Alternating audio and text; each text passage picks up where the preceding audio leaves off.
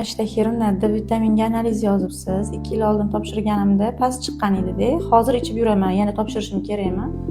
Ha, albatta topshirishimiz kerak. Chunki siz qabul qilayotgan vitamin D dozasi sizga yetarlimi yoki kammi, balkim juda ham oshiqcha bo'lishi mumkin.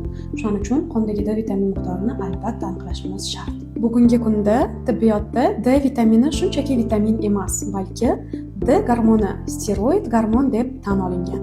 Uning nomi tarixan vitamin D qo'yilgan bo'lsa ham, bajaradigan vazifasi tuzilishiga ko'ra to'liq gormon qonuniyatlari asosida ishlaydi. Boshqa vitaminlar, B guruh vitaminlari, C vitaminlar organizmda sintez bo'lmaydi. Ular tashqi muhitdan, oziq-ovqat, turli xil preparatlar, batlar orqali qabul qilinadi. Vitamin D esa quyosh nurlari ostida terida xolesterindan sintez bo'ladi. Bu gormonga xos xususiyat bo'lib, barcha hujayralar yuzasida vitamin D retseptorlari mavjud. U xuddi boshqa gormonlar kabi hujayra yadrosiga kirib, genlar ishini boshqaradi.